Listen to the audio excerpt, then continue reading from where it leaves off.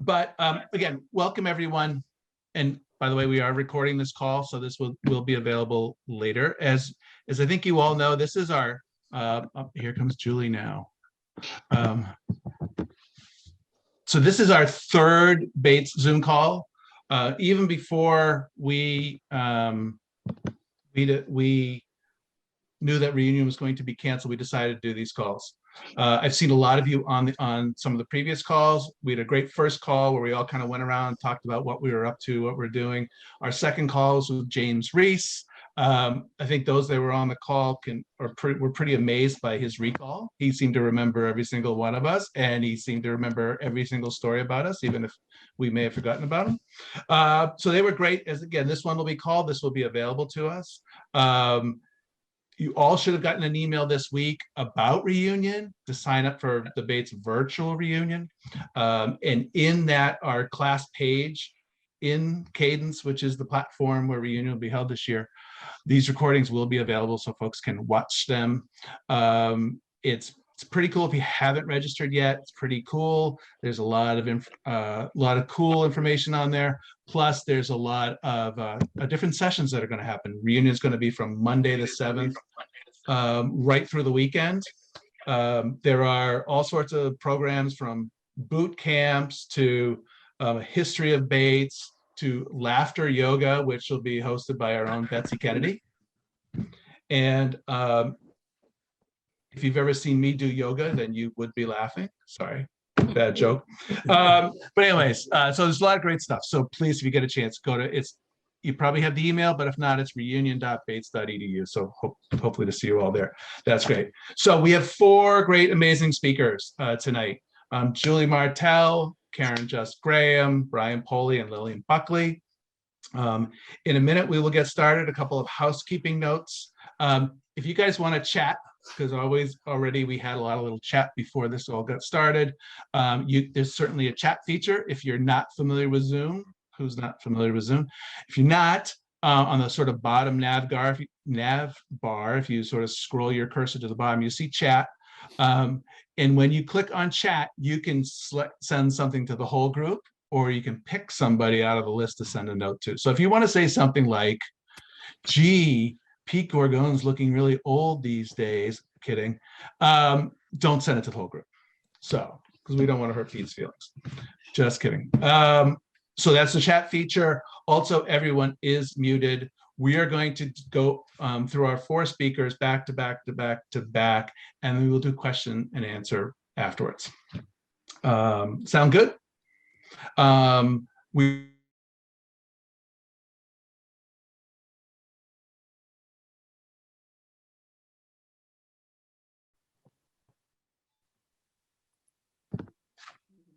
And we will go from there. So why don't we get started? Sound good? All right. So 4 great classmates. We are going to start with Julie Martel. And I'm just going to read a little bio from Julie from our that was sent in the email invitation. After Bates, Julie joined the Peace Corps and spent 4 years in the Democratic Republic of the Congo. She then took a leap in a different direction and pursued a graduate degree in statistics. As a statistician, she worked on NIH studies in academia and in high tech as a process control engineer before landing at Pfizer, where she has spent the last 23 years. She has been married to Fred Berenger, you may remember Fred, for the last 30 years and has 3 wonderful adult children. She will talk about drug development in light of the COVID vaccine work and circle back to the development work she did when she first started out. Julie, welcome. And you just need to unmute yourself. Sorry, I just got back into the house and my internet was down, so I think I've got it up now. So yeah, it sounds great. It's good to see you. Take it away. Okay, what I'm gonna do, if I can do this just a minute. I had some pictures, but just a second.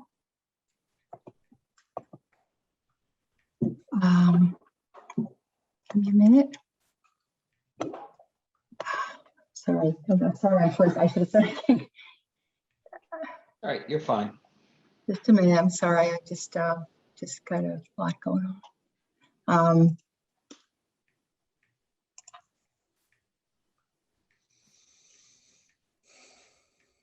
Oh, share.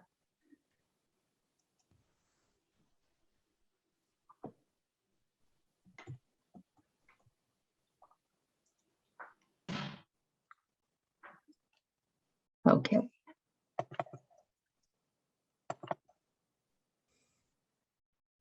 Got it. Let's go here. Sorry about that. That's all right. All right. I am going to go ahead and if I can share my screen, I will do that. Oh, you've disabled screen sharing. Can I do that?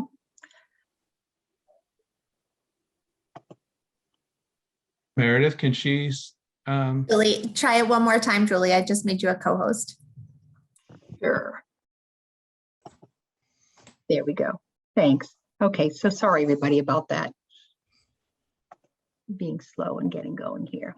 Yeah, so starting out, I'll start at the beginning from when I left you all, lost you all. I got out of Peace out of left the Peace Corps, went to the Peace Corps, and I was actually in the Peace Corps for 4 years in the Zaire, which is now the Democratic Republic of the Congo. And I worked as a fish culture extension agent. These are fish farmers. I had a fish farmer meeting here, and this is a fish farmer I work with. And some noise there. And that was a great experience. And I'll tell you a funny thing though that happened. I ended up staying on as a year as a regional administrator for a region, and I stayed on to training, and then I spent about 6 months traveling all over Africa. But I'll tell you a funny story is when I went to leave my post, they got somebody to replace me. And lo and behold, the woman who replaced me, I don't know if any of you knew Jennifer Hyde, she was in the class of '83. So it's really bizarre because every year there's, usually a few people, graduates tend to join the Peace Corps, at least there used to be. And they should come, be in the same country and be assigned to my exact post. There were over 300 volunteers in the Congo at the time. And that she went to the post that I was at. So I was replaced by a bobcat, which was funny. Wow. Anyway, I came out of the Peace Corps. And rather than stay in international development, a lot of my friends stayed in that, worked for USAID, Peace Corps, other nonprofits, NGOs, did that kind of work. I decided to come back and become a statistician. So I worked at Dana-Farber as a data manager, and then went to grad school and was there with Fred. We were at grad school together. And this is at the end of grad school, we got married, and then we made babies. So we had 3 kids, we had an older daughter, and then a set of twins less than 2 years later. So we had a lot all at once. But they're a great group. I'll talk about them in a minute. And then this is just a more recent picture of them. So we were out actually in Oregon at this time. And we decided that having 3 kids under the age of 3 on the other side of the country, your family is not generally a good idea. So we ended up moving back east. And just to talk about the kids for a minute, it's kind of funny because one of the themes here in this talk is sort of going in circles or circling back. And so with us, like Fred and I met at Bates, I'm married. We went to grad school at Cornell, and then we're at Penn State where he did a postdoc and I worked at the College of Medicine. And the real sort of coincidence or funny story around this was our daughter, Hannah, ended up going to Bates.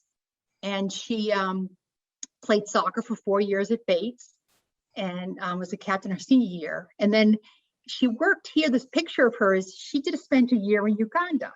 And I don't know how many of you are familiar with the work Ed O'Neill has done with a group doing working with community health workers in Uganda. Well, she went and worked in his organization for a year. So this is his staff, Ed's staff, and she reported to Ed for the year. Working there in sort of a very remote area on her own with the staff, sort of helping to, work with the community health workers and setting up programs there. And then the second one, when we went to grad school at Cornell, this is our older daughter who ended up going to the engineering school. That's her, she's got her head in that race car there.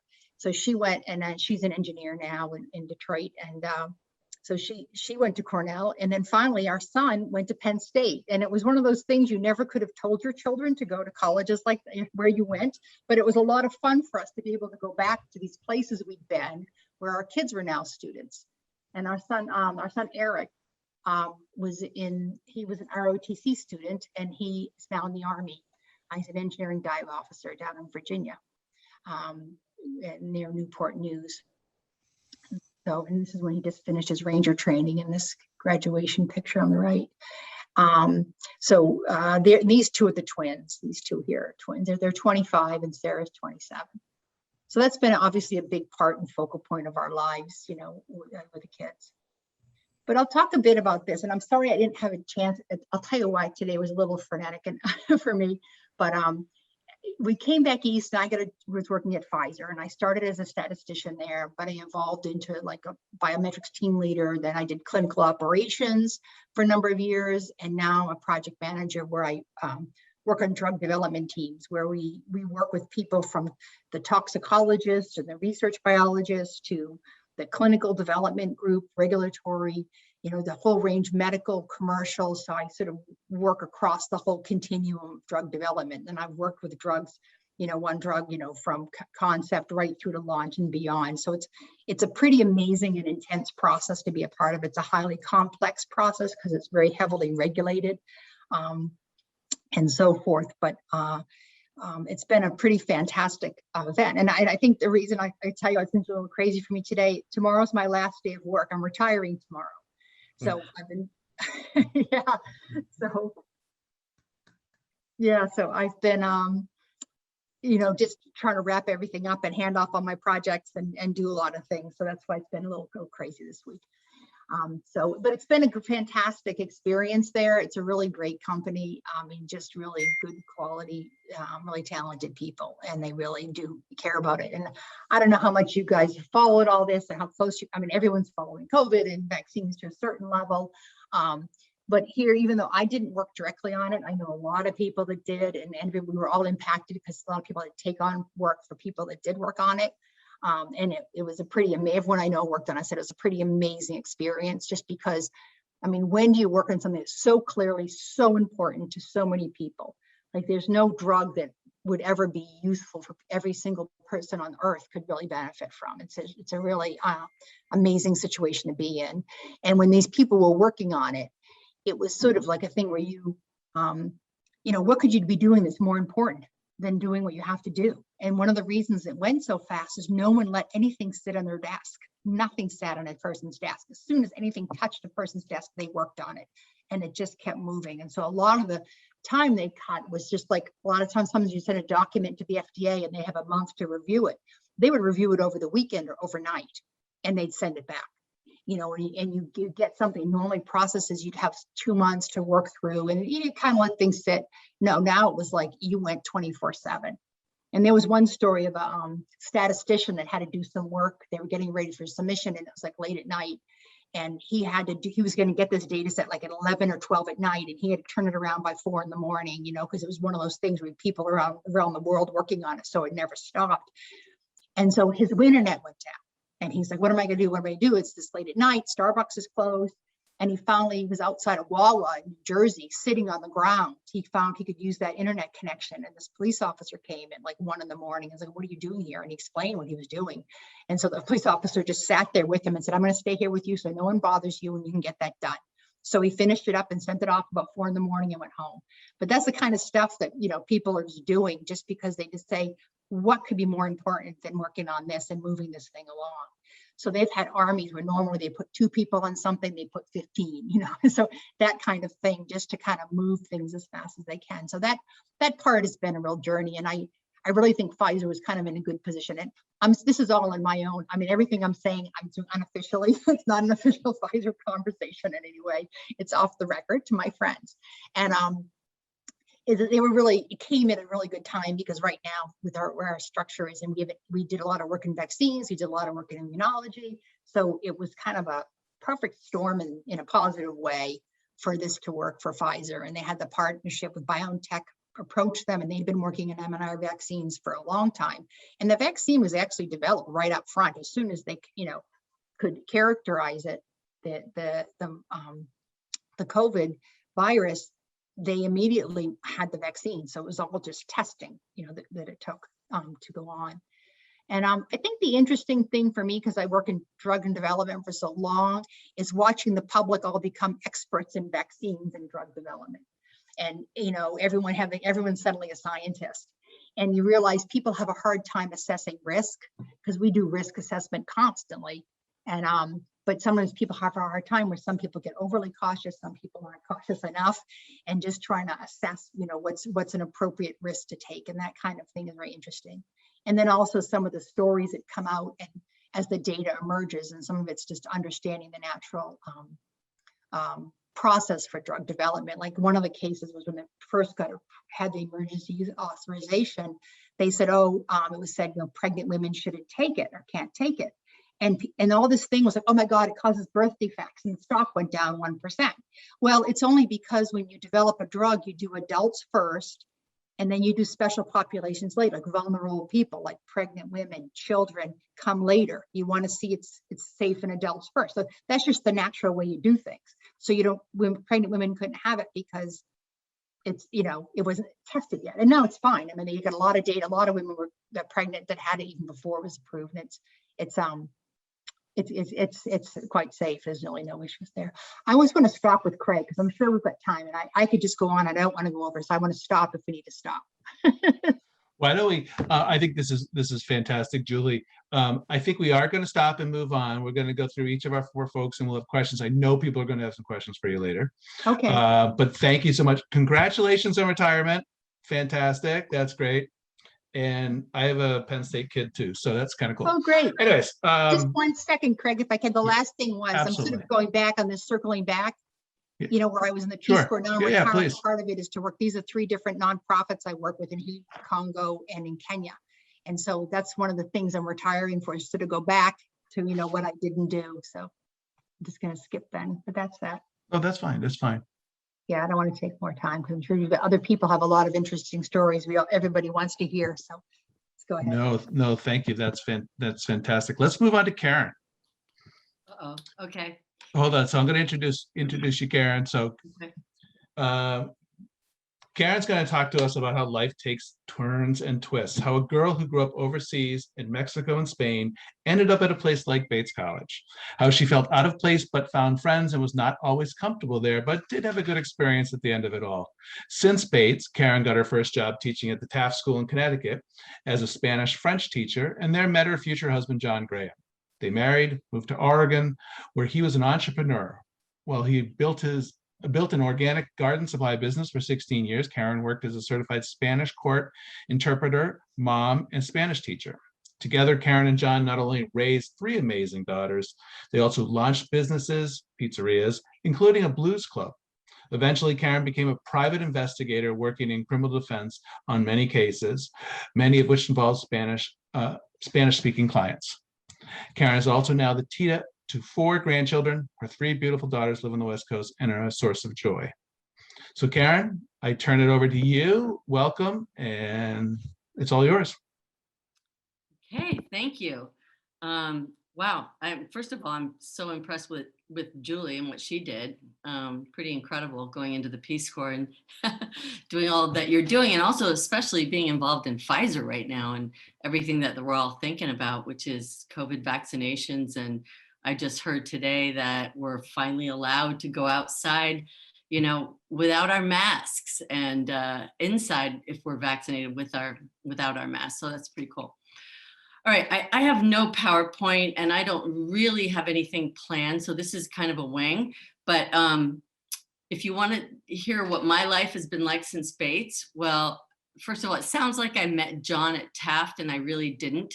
After graduating from Bates with my degree in Spanish, I went on to teach at a private boarding school, Taft, and it was a great first job. And I coached soccer, and I taught Spanish and French, and I was in Connecticut, so I was near my parents.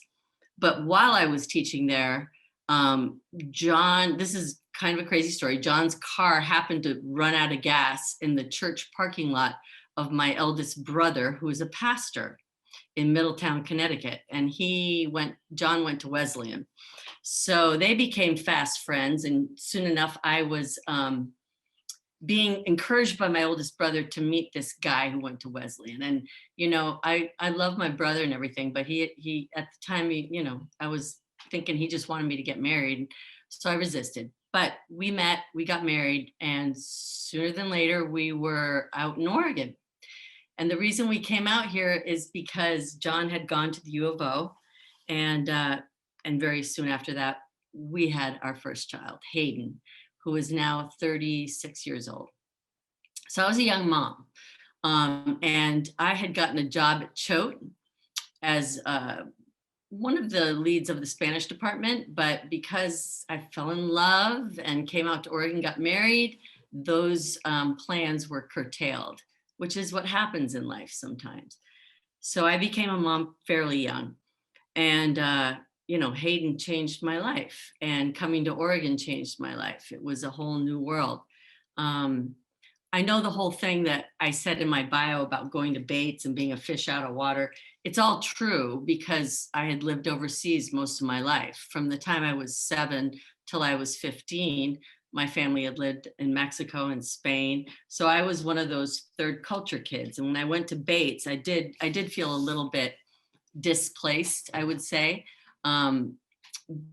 But I met people and I had a good time. It was good. I met my buddies, especially my senior year. And okay, so shooting back forward to Oregon. When we got to Oregon, John was starting a large, well, it wasn't large at the time, but an organic garden company. He developed fertilizers, garden supplies, and this company built to be quite large after about 16 years. And in that time, we had 2 other children. I became a Spanish court interpreter, and it was a fascinating job. I knew my Spanish skills were great, but I'd never been in the legal world before. So going into the court and managing life with 3 little babies, and then going to the court and doing all this like heavy duty interpreting, which really focuses your mind, was really a kind of a great endeavor. And it also, you know, it got me very interested in the legal world, obviously. And at the time I was just interpreting, but oftentimes I'd go out with lawyers and investigators on jobs, and I would interpret for them. And I kind of had that itch to do more than just the interpreting thing, the investigating thing. So that's what eventually moved me into investigation. But in the meantime, John sold his business, and then we bought a pizzeria, and then we opened another pizza restaurant. And at that point, our kids were like in high school. And I guess just to honor Julie's like recognition of her children, I should say that our eldest daughter is Hayden, and she's 36 now, and she has 2 of our grandchildren, Francis and Tadeusz, which is a Polish name, but we call him Teddy, and he's 1.5. And then Whitney is our second daughter, and she's 33, 34. And she lives in Los Angeles, and she's a PhD student in art history, writing her dissertation. And then Elizabeth, Ellie, our youngest, is 31, and she recently moved from LA up here to Portland with her husband, Sibo, who's a professional skateboarder. And they just recently had our 4th grandchild, little Louis Arthur, middle name after my father, and he's 2 months old. So just to give a little background on my kids. So I'm so happy now because I have 2 of our 3 kids here in Portland, 1 still on the West Coast, so it's not so bad. Okay, so where was I? All right, pizzerias, that was an adventure because we had to run restaurants, which we'd never done before. I left my job as an interpreter and began to learn the art of throwing pizzas and running a business that was, you know, different for me. Then, because John and I both share an enormous love for blues music and jazz and all of that, we decided to open a blues club. So one of those pizzerias became a blues club. And that was just such an adventure. Not the restaurant part. We didn't like that part as much, but we loved, and I did all the booking for that. We booked all the music for that. And it was just so fun to work with agents all over the country and book blues music. And we were like the go-between between Los Angeles and Seattle. There wasn't much in between. So we were the go-to club in between. So we got some really great musicians like Jimmy Vaughn. If you're from the East Coast, you probably know Duke Robillard and a lot of other really fantastic blues musicians. So that was about a 4 or 5 year span of our life. Then once our kids were fairly launched and, either off at college or doing their jobs, we decided to move to Portland, which is where our family was raised in Salem. So we moved to Portland, and then I started to reassess. So if there's any inspiration from this talk, it's that you can reinvent yourself at the age of 49 or 50, because I finally decided that it was probably the right time to become a private investigator. So I got back in touch with all the judges and lawyers and people that I knew back in the day, and they were like, you should definitely do this because you'd be good at this. And so I did. I got licensed, and for the last 10 years now, 10, 11 years, I've been working as a private investigator. And it's probably been one of the most fulfilling. I can't say the most fulfilling because, raising kids is pretty fulfilling, but as a career, this has been, I think, my sweet spot. It kind of combines the elements of natural curiosity, intrigue and crime, and just empathy, because I feel that as an investigator, you just not only have to dive in to the nitty gritty of a case, which involves like listening to wiretaps and looking at DEA agent and FBI reports, talking to witnesses, all of that, but it also involves advocating for your client. And just people are not always that well apprised about what being a private investigator means. And it's not like CSI or SVU or all that. It involves a lot of things. You have to get records. You have to do mitigation for your client. In other words, you have to find out more about their background, and you have to advocate for them. So that really tapped into sort of the empathetic part of my character, which I really like. I get to know the clients really well, and I get to explain their histories. I get to talk to their families. I get to write reports about them, which are presented in front of the judge and help them at the time of sentencing. It's something that just takes you into another world, and it's just more complicated than you would imagine, because you have to decipher coded language. You have to, well, for me, I work on a lot of drug cases, okay? And as you probably all know, there's a lot of drugs out there right now. There's, cartels in Mexico that are siphoning heroin and fentanyl into our country. And so I work with clients whose families are based in Mexico. Maybe they've been up here for a while. Maybe their parents are not legal, but they are. There's all this sort of immigration implication involved. I advocate for the change in the sentencing guidelines, the federal sentencing guidelines, which are really, really harsh. And they make even small-time people who got caught in the web out of necessity or need, who just like got trapped in things, they get the same outcomes because these are conspiracies, and a conspiracy on a federal level means you're just as liable for what everybody else is liable for.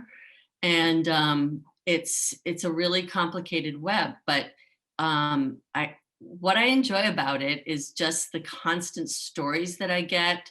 I do work on a lot of sex cases too, I must say.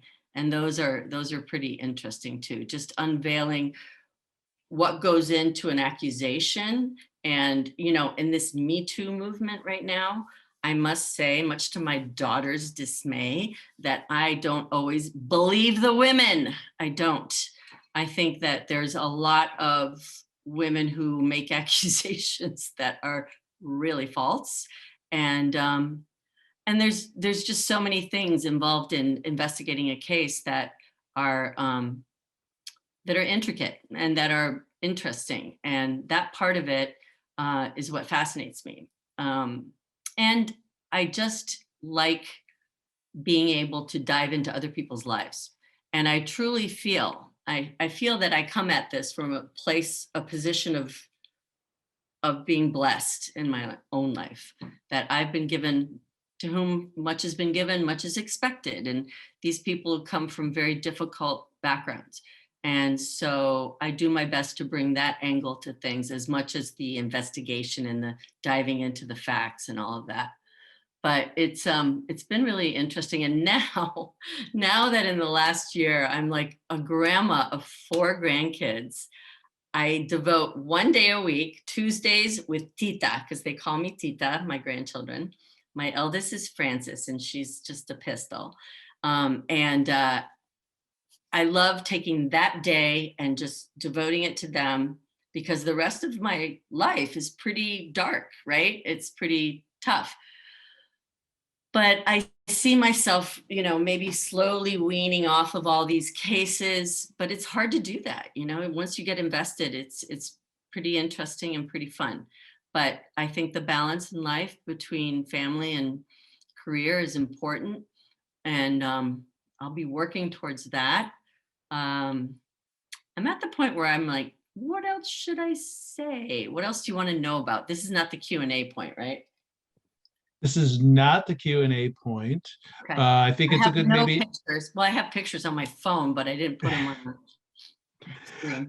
That's okay. I think this might be a nice sort of stopping point. Okay. Yeah, I'm trying to work up, you know, the pilot for the new Netflix, you know, KJPI, the grandma taking down the cartel or something like that. I don't know. I'm working on that. But anyways, Well, can I just give one little anecdote before we end? Okay, sure. Just an example. Just this last Wednesday, I went to a settlement conference on a case that I've been working on for 3 years. This is a guy who was in prison for 20 years. He's innocent. We believe he's innocent. And this is in a county here in Oregon that's very well known as being very corrupt. And in the 3 years that I investigated this case, I found the murderer. I know that one is in Mexico. One is still walking around in the county that he was arrested in. He was framed by the detectives. There's a lot of corruption there. I don't know if any of you listen to crime podcasts, but this is an example of someone that I totally believe was falsely accused. And then because he was a drug dealer, he owned that, he was a target. And so we had to go to a settlement conference, and he had to decide between going back to trial, because he won a new trial at an appeal, which is why we were reinvestigating the case after 20 years. He had to decide whether to go to trial and risk that in a county that is very, very corrupt. And at the settlement conference, they said, we've got you, you know, we've got the judge, we've got you. Or take a plea and spend maybe 2 or 3 more years in prison after having spent 20 years already unjustly. And he had to take the plea, which was so hard for all of us. But to risk a man's life when you don't know what the outcome's going to be, those are the kinds of decisions that are really hard to take. And that just happened last Wednesday. And I still live with that, and it will weigh on me. But, you know, I think he made the right decision. He's an older man now. He spent half his life in prison. It's the kind of thing that keeps you up at night. But and then before I got here, I was out in a park with a client in a drug conspiracy with her lawyer, talking about her involvement. And she's reluctant to admit it, but we had to show her wiretaps and taped phone calls and all that sort of stuff. And slowly but surely through our engagement, she started to come forth. So, and then I went and like spent 2 hours with my grandson. So Well, this is the fun part of my life right now. absolutely. And it's great you have your grandkids to keep sort of you sane at times, because I can imagine the things that you've run into. But thanks so much for sharing your story, Karen. And we'll have questions, and I'm sure there'll be some for you later. So let's move on to Brian Pohli. So Brian, and he wrote this to me, he emphasized the word graduated. Brian graduated from Bates in 1981. He spent 30 of the last 40 years outside of the United States. He'll speak about an American's view of America outside of America. In August of 1986, he got tapped on the shoulder and told that he was going to Tokyo in 2 weeks. His boss at the time was Mike Dawes, whose grandfather was the vice president of the U.S., I believe under Coolidge, and it was a Trinity football player. 1 week later, there was a change of plans, and he was given a ticket to Hong Kong. He'd be out of the country for 30 out of the next 35 years. Brian, it's all to you, my friend.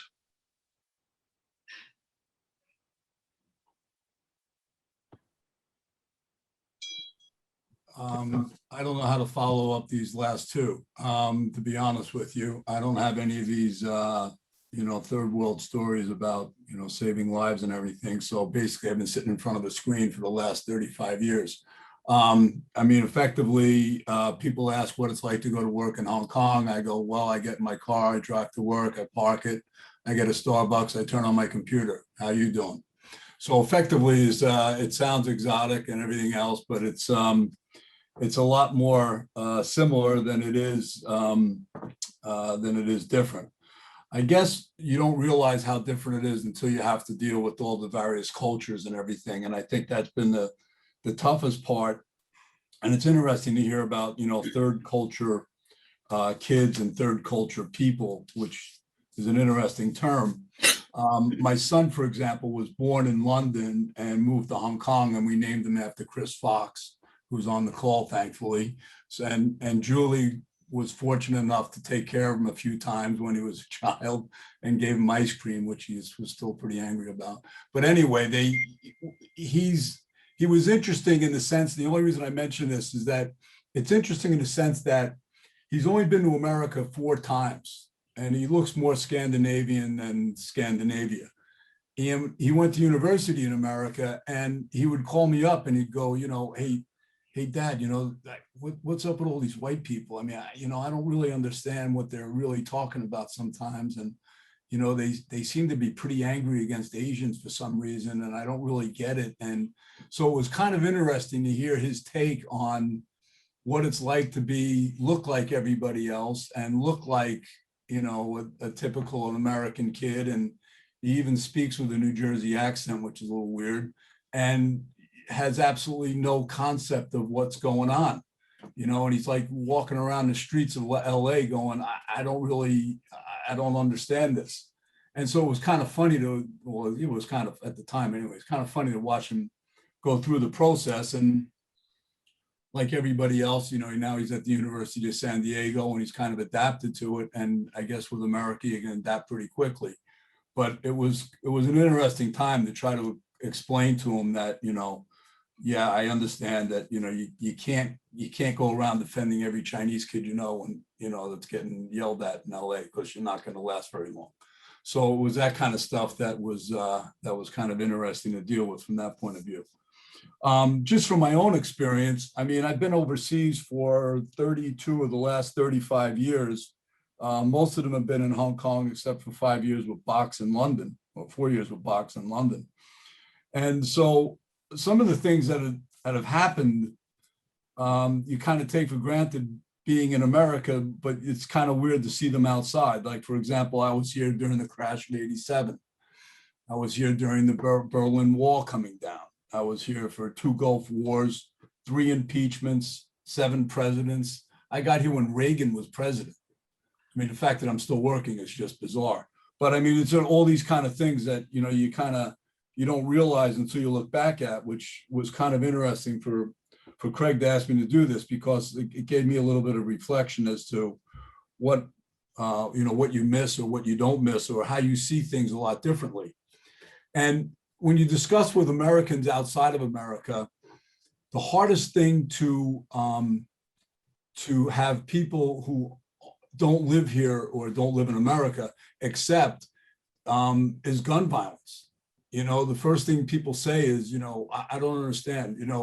In Hong Kong, I've been here 20, 25 years. There's been one shooting, and it was a guy who was a gangster in a Chinese restaurant. And one guy walked in, shot him, and walked out, and that was it. And it was in the newspaper for about a day and a half. And it's really difficult to try to defend some of the things about America. And that's probably the hardest thing to defend, is that you get in conversations with people and they go, well, I don't understand. Why does everybody in America have a gun? And you're like, well, it's the Second Amendment. And they're like, well, why don't you just erase it? And like, well, yeah, it's probably the right thing to do, but it doesn't work that way. So there are certain things that as an American, you see in a different light, and you got to defend it. I mean, the other thing is that's happening right now, which is really interesting, is, well, it's interesting if you care about it. I mean, a lot of people don't care about it, but the whole thing with the Uyghurs in Xinjiang, in the cotton fields. And so you sit there and you have these conversations with people, and you go, well, why is Nike not using Chinese cotton? Oh, they're protesting against the Uyghurs. Yeah, but didn't you guys spend $1 trillion in the Middle East when wars against Muslims, and now you're upset about the way Chinese are dealing with them in cotton fields? And besides, didn't you have slaves? And you kind of, well, yeah, but you don't understand. It's a lot more complicated than that. So there are interesting conversations that go on that you really need to take a different view of. And you try to be pro-American, but at the same time, you have to understand that there's a lot of interesting things that go on in the United States that are hard for other people to accept from, if you just look at the headlines. And, and to be honest, I mean, a guy like Trump didn't do anybody any favors, especially in Hong Kong when he's running around calling it the China virus. And you're kind of sitting there looking like, well, why are you doing that? You know what I mean? It doesn't make any sense. So it's kind of interesting to see this, to see the overall tone about America outside of America. And the one overriding thing I think is that overseas, I think people generally like Americans. It's the politics that makes it rub the wrong way. Budweiser's listed in Hong Kong, and it's not even listed in the US, although it's listed as an ADR. I think, sports, when the Dream Team came to Spain in '92, it opened the door for basketball so that you see basketball players from all over the world now.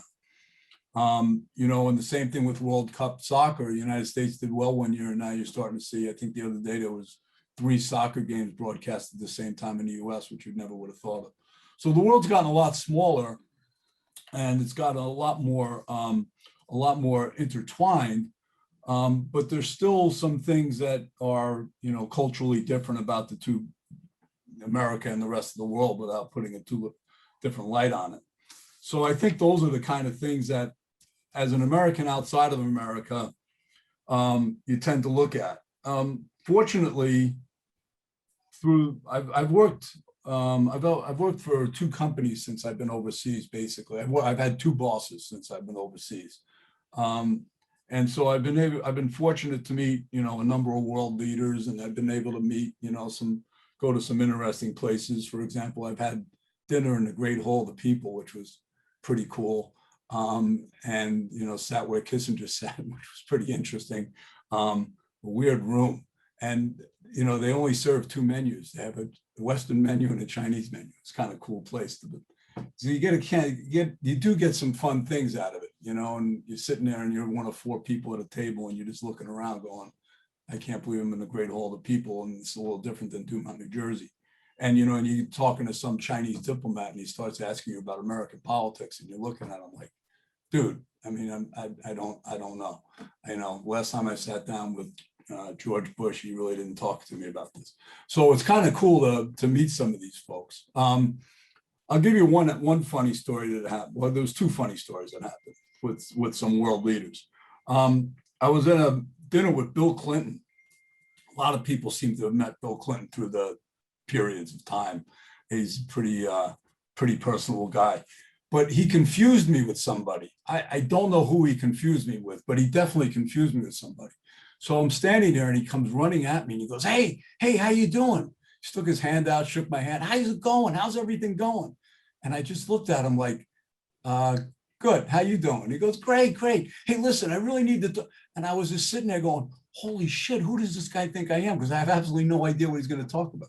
So he started talking to me about all these different things. And it was really bizarre because you're sitting there going, yes, President Clinton, yeah, I'll get back to you on that. You know what I mean? And it was really one of the most bizarre things that's ever happened to me, to have Bill Clinton sit there and think I was somebody else. And he starts talking to me and I was kind of like saying, all right, please don't say anything that's sensitive here. The other one was a meeting with, I go to Australia quite a bit. And the other meeting was with the Prime Minister of Australia at the time, was Malcolm Turnbull. And so I walked up to Malcolm Turnbull and I said, hi, how you doing, Brian Pohli? And we started chatting and I said, Sir Michael Hinsey passes on his regards. And he just looked right through my head and stopped talking and just drilled a stare right through my head, which is kind of interesting. World leaders are interesting guys in the sense that they smile and they're really nice and they're very political and there's no reason for them not to be nice. But man, when they're angry, your whole body just kind of like feels it. It's really interesting. It's a real feeling when these guys get angry. And he just stared a hole right through my head. And I got out and I walked away sheepishly and I called a guy I knew in London. I said, I just met Malcolm Turnbull and he just drilled a hole in my head. And he goes, oh, yeah. He hates Sir Michael Hinsey. So, I don't know if he should have went up and spoke to him. I'm like, well, what am I supposed to do? So it's kind of interesting meeting some of these guys and seeing what they're like. So that's really about the only thing I got to say. I don't have any pictures, obviously, although I got some clothes behind me. And the one other thing I would add is that I'm now 63 years old, going on 17, and I just got a new job, which is a little weird. So it's kind of interesting because we're all at a stage now where you're kind of like, yeah, age discrimination is real, and age discrimination in China they don't even hide it. And I'm working with a bunch of young Mandarin kids. I think there's about 10 of us in the room, and I'm the only one who's not fluent in Mandarin. So it's all Mandarin all day, 24/7. And in China, they have this thing called 996. I don't know if everybody's familiar with that, but it means you work 9 in the morning to 9 at night, 6 days a week. And you understand why, when everybody sits there and says, well, all these Chinese entrepreneurs or billionaires, all these Chinese tech companies, why they're so successful, and why they're successful in so many fields. They don't leave the office. I mean, this 996 thing is real. It's cultural. You got to get along with everybody. It's all about fit. It's all about, how do we all do this together?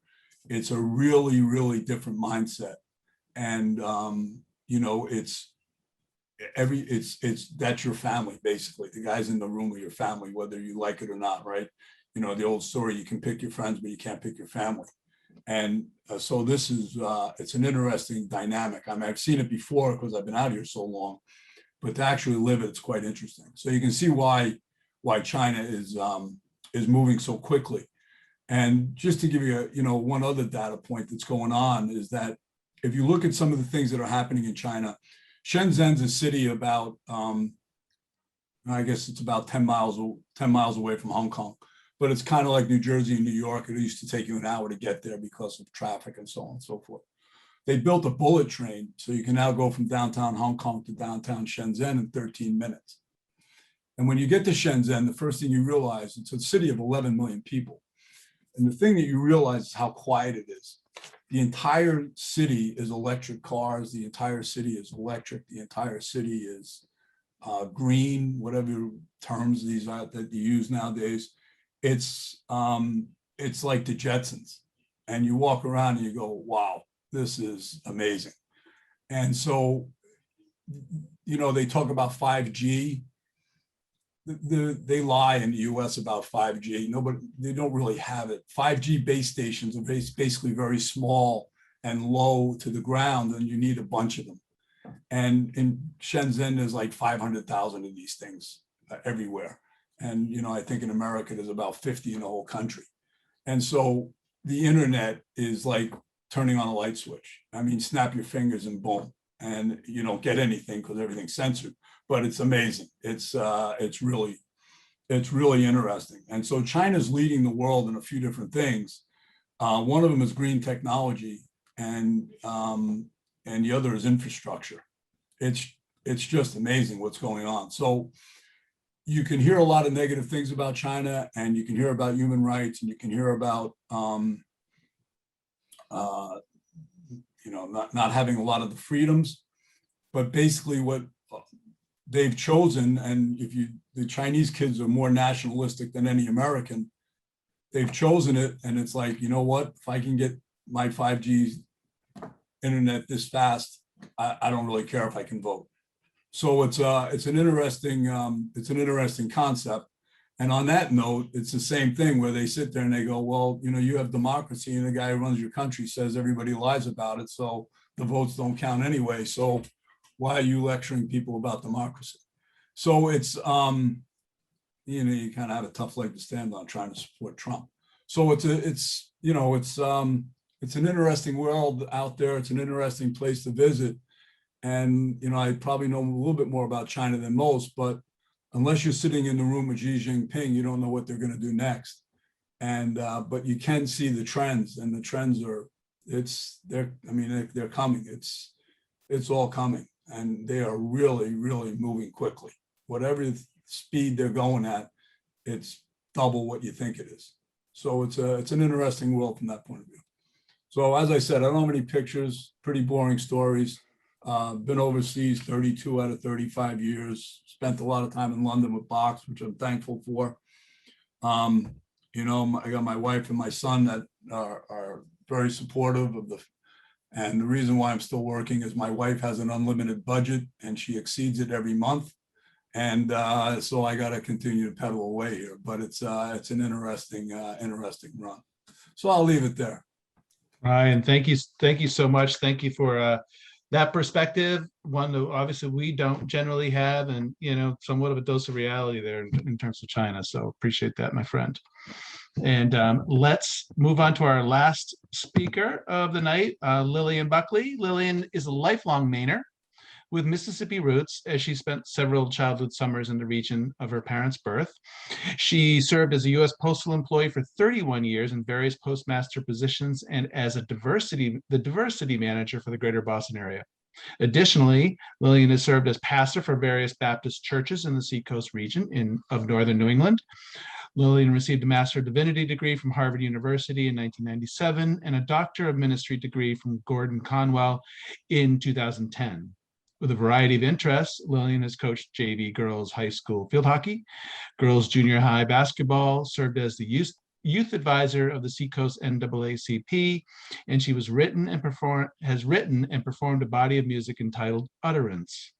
Lillian is currently illustrating a children's book and is the primary caregiver for her dear mom, Jewel. Lillian, welcome. So glad you're here with us. Thanks, Craig. I'm so happy to be a part of this, and I'm really a little moved because some of you I haven't seen since 1981, and so it's really touching. And I'm thankful to the committee and to Meredith for doing these Zoom catch-ups. So, and when I saw Fran, I just thought of that song, Show Some Emotion. Fran and I did a concert one time, so that was wonderful. First, let me say how happy I am to be doing this. And I really appreciate Julie, Karen, and Brian, what you had to say.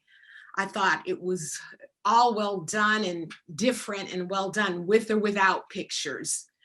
So thank you. It's important for you to know, though, why I chose Bates to begin with.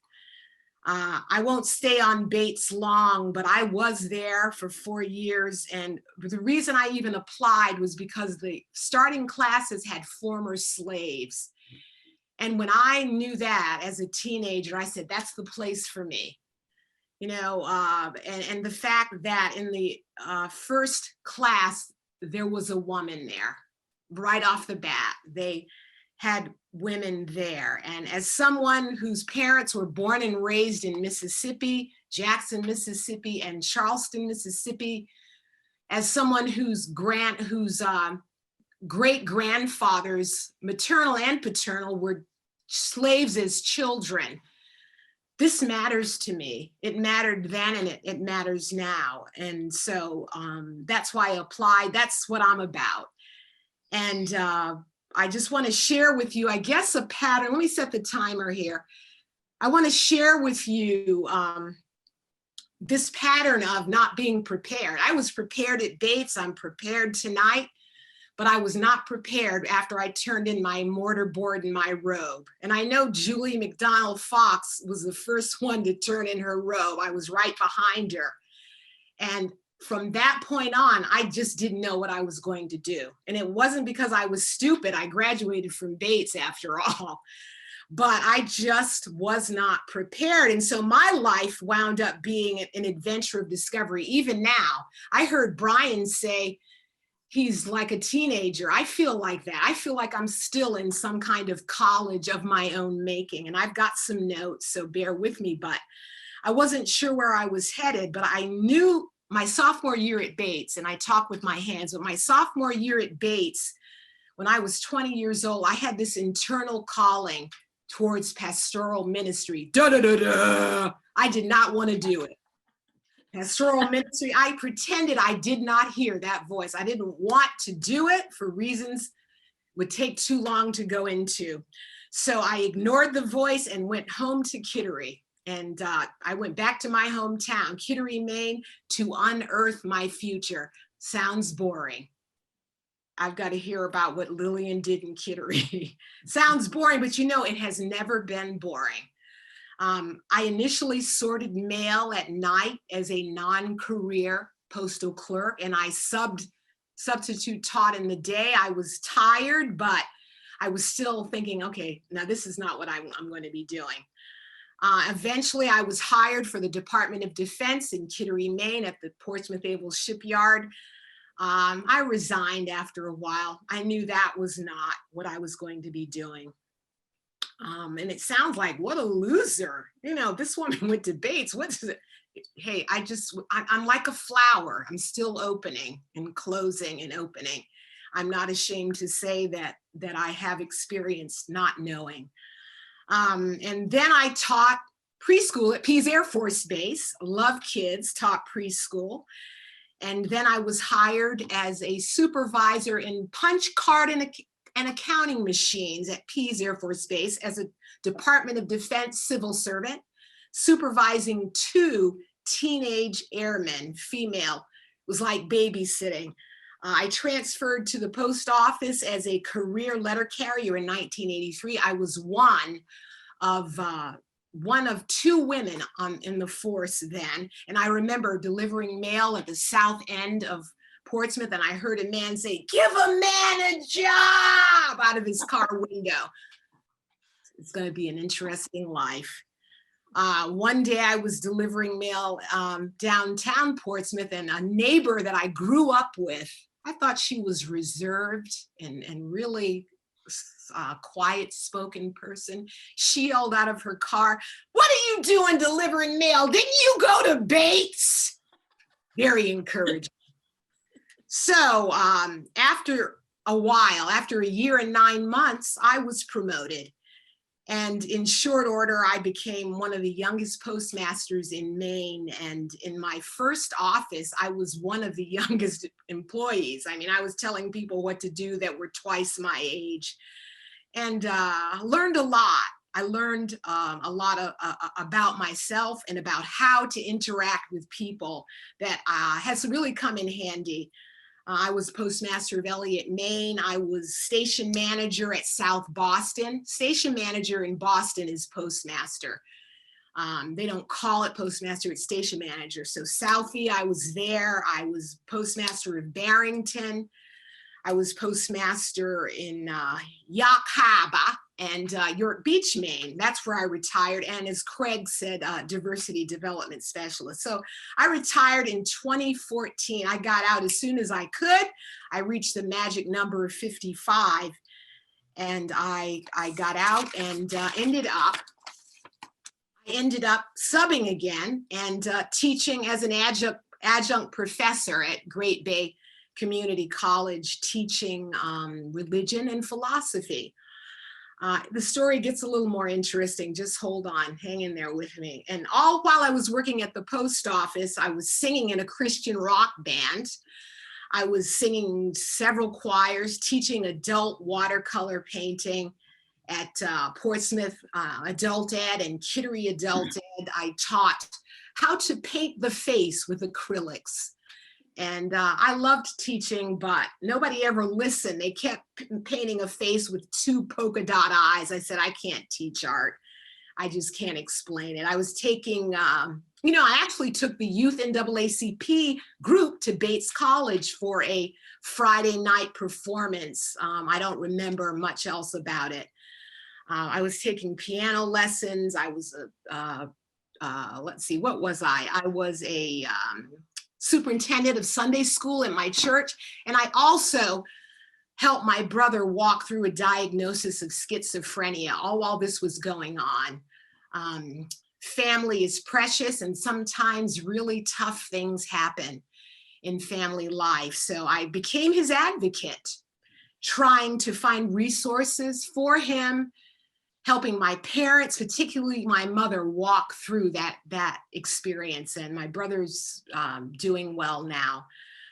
He was put on really good meds, has great coaches, and I'm still kind of his advocate even now. He's older than I am, but that was a good experience for me because I revisited that call to ministry and I said yes to it. I think helping my brother figure that out helped me to figure out I like to help people. I like to serve. I like to be a part of helping people find wholeness and helping myself. So I went to Harvard Divinity School. And while I was working in the post office, worked the post office during the day, went to Harvard Divinity School during the day, where I met Peter Gomes. He was my preaching teacher. And that was a hard course to get into with him. I remember sitting around a table, we had to tell why we felt we deserved to be in the course.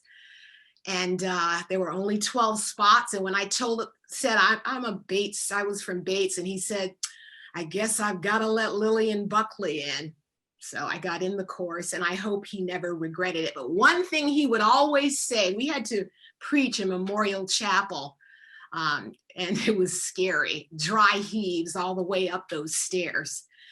And he always said, the clock is your friend. Because what he meant by that, when your sermon is bombing, you have 5 minutes at the end to bring it on home, to get it together and to fix it. And believe it or not, I've had to use those 5 minutes many times. He chose me, and I loved going to his house. He lived in this mansion, this yellow mansion called Sparks House.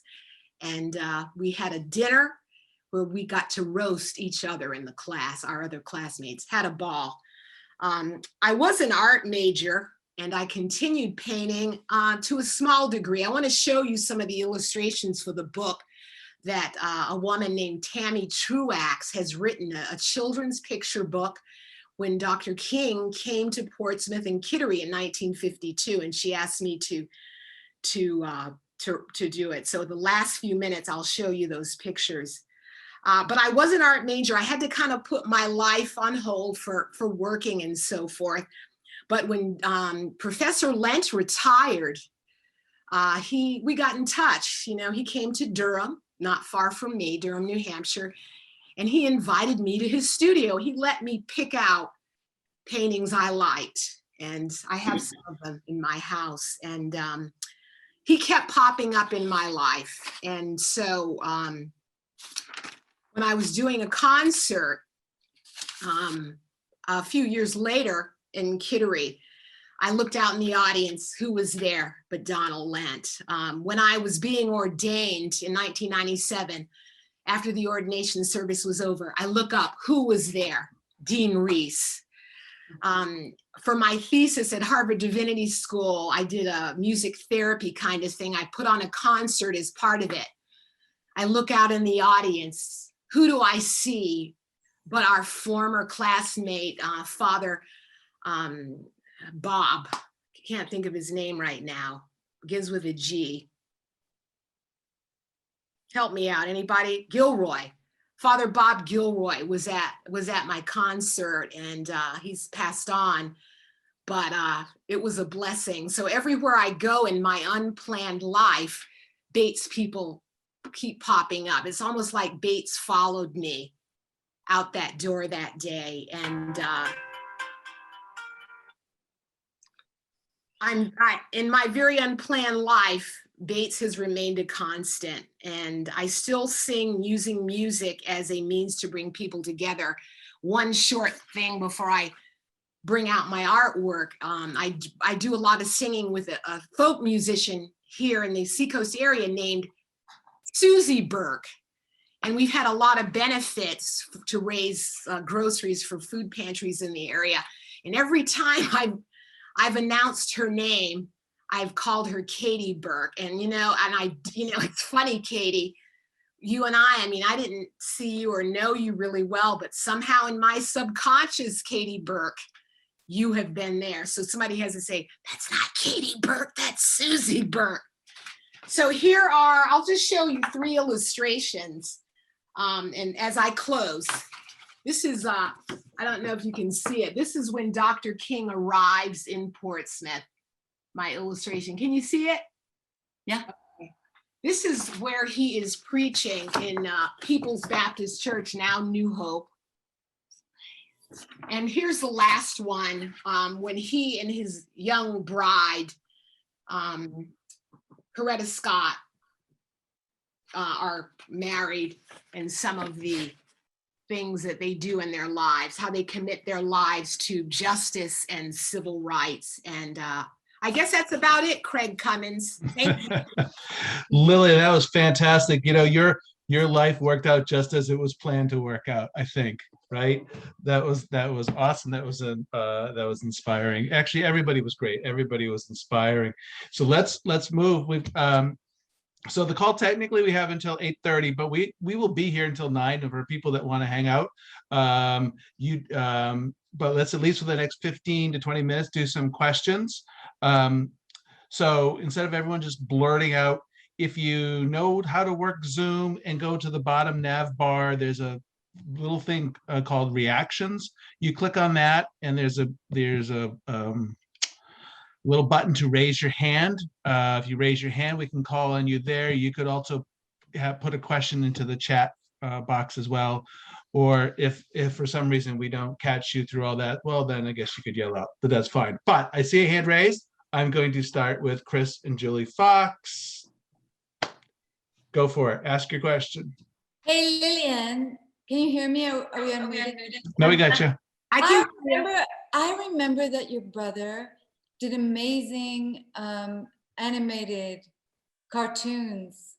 Yes. And now, since 100 years later, there's so much animated, Persepolis and Ross Chast in the New Yorker, and I wonder, is he still, now his schizophrenia is under control, is he still creating cartoons, or did he ever do an autobiography? I remember they were back when I didn't ever look at a cartoon, they were unbelievable. Thanks, Julie, for that question. Yeah, Chester is doing some cartooning, not to the degree he used to, but he still is. He's working also with a special needs person to help him do his some of his own cartooning. So they meet once a week and do a little planning, but he's not doing it as much. But I will tell him you spoke of him. He will be thrilled, Julie. Yeah, in retrospect, I'm a big fan because I remember how professional they were. He was an amazing illustrator. Yeah, I'll have to tell him you asked about him. That will encourage him. He hasn't been doing it as much. But yeah, he was doing more of the books, the comic books, than actual animation. Thank you. Cool. Other I hope questions? everyone on the Zoom, can I say this? I hope everyone on the Zoom comes and visit us in the wilds of Virginia. We have guest And- rooms. We have guest rooms.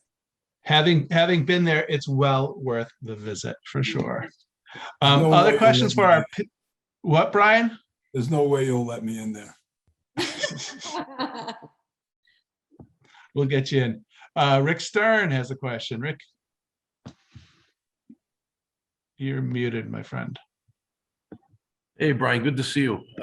Like you, I'm still working, and I've been selling posters on eBay, and I think that I've got one here that if I get an autograph, I'd probably double the value. I don't know if you can see that. That's number 5 there. So can I send this to you? You can autograph, and I'll at least I'll get a couple $1,000 for it on eBay. What do you think? At least. I'll send it That's to you. beyond scary. And I think we have 3 football players here, and none of us have hair. It must be the helmets were too tight or something. What's up with that? I don't get it. I don't either. So anyway, good to see everyone. Good to Greg, see- good job. Good to see you, Rick. Other questions for our panelists? I know we have some out there.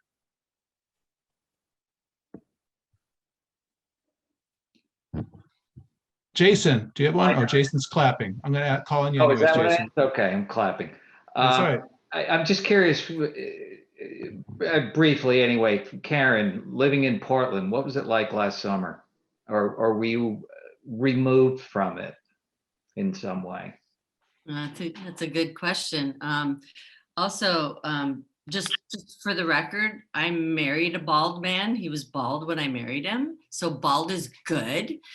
Nothing wrong with that. And the other thing is that before I answer your question, after this last year with Karens being called what they are, Karens, I have returned to my Bates nickname. I am KJ. I'm going to be KJ from now on. Portland is a shit show. Let me just say that, yeah, downtown Portland is boarded up. The businesses are boarded up.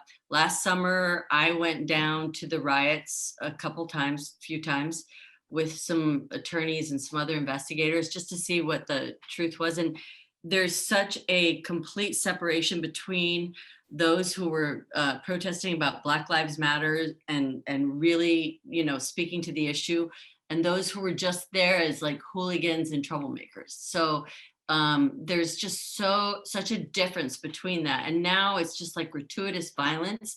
I think it's a lot of unemployed people. I think it's like, when you look, I get the Portland Police Bureau's updates every day, and the people that they're arresting are, for the most part, some of them are from out of state, and a lot of them are just, in their 20s. And I can only surmise that they're just riding on the bandwagon of the lack of policing, to be honest. And you would think I would be a defund the police person, being from the defense side, but I'm not.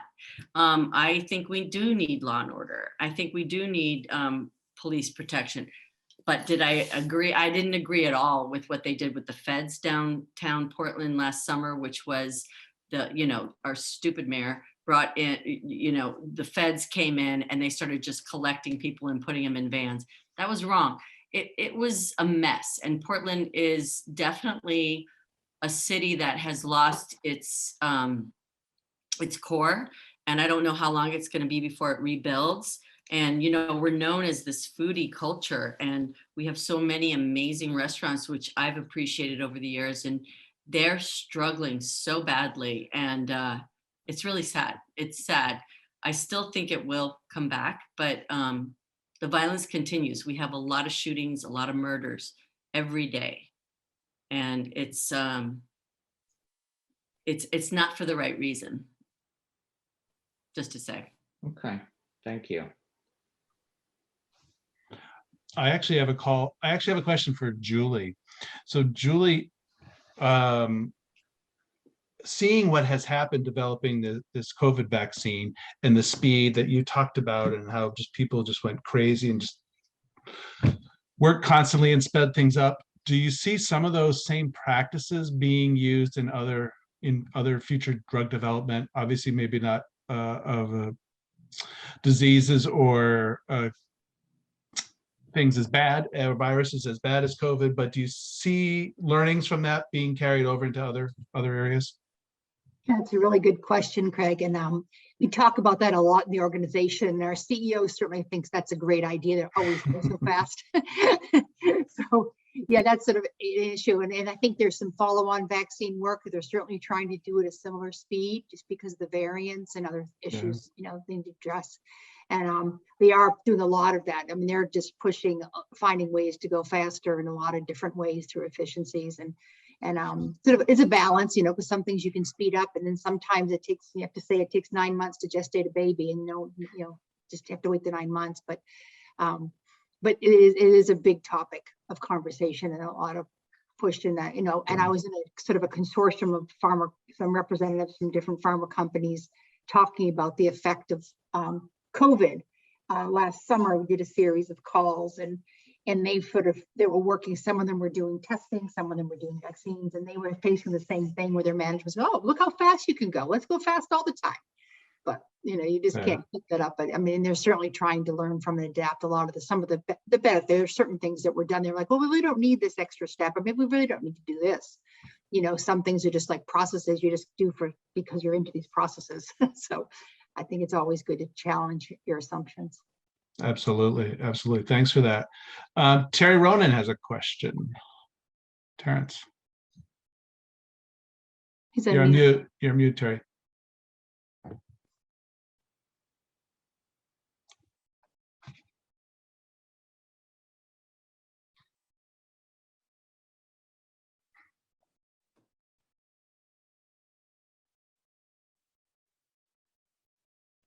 There we go.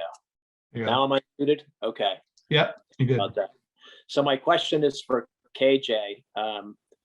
First of all, I was happy to see you, one, and two, hear you talk about defunding the police and Black Lives Matters not being mutually exclusive. And I wish more people on both sides felt that way. I guess I feel the same way you do.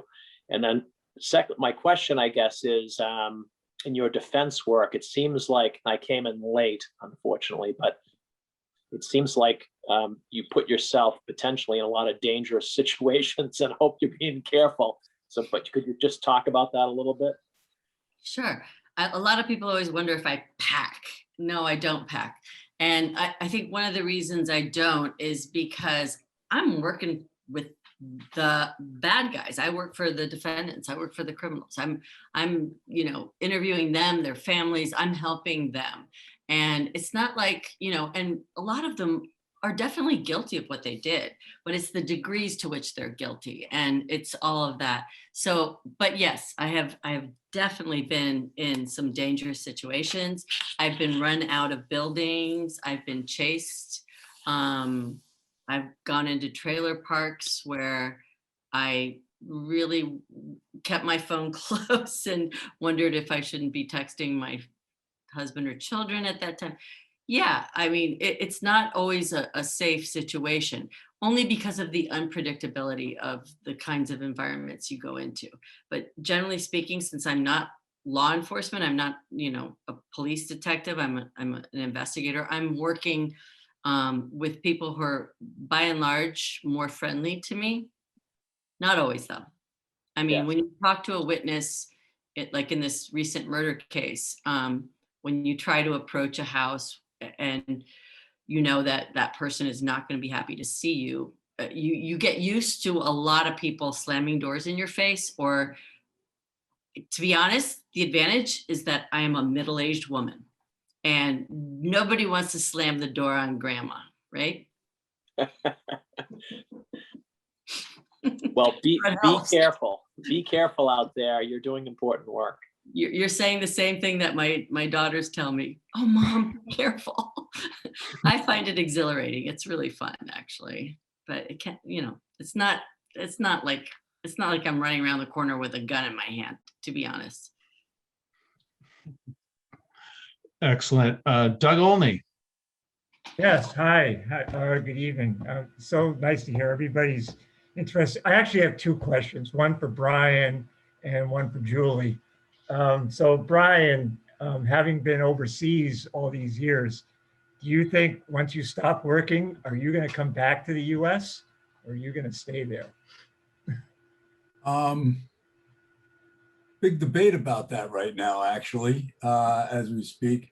I don't know. I mean, I don't know. I mean, look, America's still a great country, with all the issues and everything else, still a place everybody wants to go to. So, I'd love to spend, time there. Do I want to spend 12 months? Probably not. I spend a lot of time in Southern Europe during the summers and like it there. So I don't know, but it's a big debate going on right now where we wind up, to be honest. My retirement plan right now is death. So I really haven't really thought about it a lot. So, we'll see how it works out. Yeah, But thanks for the question. Yeah, no, I know it's very interesting. Being overseas all that time, it must be interesting decision to have to make. So, my question to Julie is: you didn't mention what was your undergraduate major at Bates? Because I ended up doing something that has nothing to do with my undergraduate degree. And that also seems like to be the story with a lot of the other folks on the conversation, but you never mentioned what you did. Yeah, So I I'm mean, just not so curious much. if it links in with going in the Peace Corps and then becoming a statistician. So I had a double major in mathematics and biology. So, and my graduate degree was in biometrics. So I used it. I went into medical biostatistics, academic. I worked for NIH studies and did, medical research. So I stuck with my major, I guess is what I would say, though. What I want to do now is go and take a different path. So. Very good. Thank you all. Thanks, Doug. So Julie, any plans in retirement? Oh, all kinds of plans. Well, my main plan is to get out from behind this computer where I spend way too many hours a day and just move. And as I say, at the end of the day, I want my body to ache, not my head. So that's one. But I think the other one is I'm involved in the board of directors of two nonprofits, one in the Congo, one in Haiti. And then I did a global health fellowship to Kenya a couple of years ago through Pfizer. I spent 6 months in Kenya working with in a hospital, setting up a medical record system. And so I think I'm going to work in that sector, not working. It's more just probably more volunteering, just doing it interesting, because I was kind of want to work on my own terms. But so I'll be probably working with those nonprofits, and there's a couple other things I'm looking into. So I'll be doing that kind of thing. So to circle back to, when I was doing the Peace Corps work, and, I didn't go that route. So now I'm doing that. So, because that was a highlight of my life. I still say that was like the high point of my career at that time. Excellent. Thank you for that. Can I ask a question? Yes. Okay, Julie, I'm curious. What do you think about how the CDC has handled the whole Pfizer and the whole vaccination fallout? That's a very involved question, because there've been a lot of different issues, and some issues have been handled better than others. Mm-hmm. So I think that's a pretty long and involved discussion, if you ask me. Right. Obviously not perfect in every way, especially the initial testing that wasn't going well. I think now they're probably doing a little better with some of their guys. Like today, you can don't need masks indoors if you've been vaccinated. So yay! I know. I can't blame them. I mean, I feel like everybody was shooting from the hip at one point, even though they are the CDC. Yeah, they did mess up the testing kits initially. That was a real flub at the beginning. But, yeah, so I think it's mixed. Mm-hmm. Okay, thanks. Katie. He's got the question. Dave, Stevie. I have a question for Brian, who's being uncharacteristically modest. Brian, if you could you could, just describe a little bit about how you went from whatever his name is, Ralph Chances, to Hong Kong, and a little bit about your job. It would be really interesting for some of us. And all the speakers were all wonderful, and thanks for making us all feel so goddamn average. That's how you do it. Well, look, my work is actually, I mean, it's interesting, it's boring, it depends on what side of the fence you're on.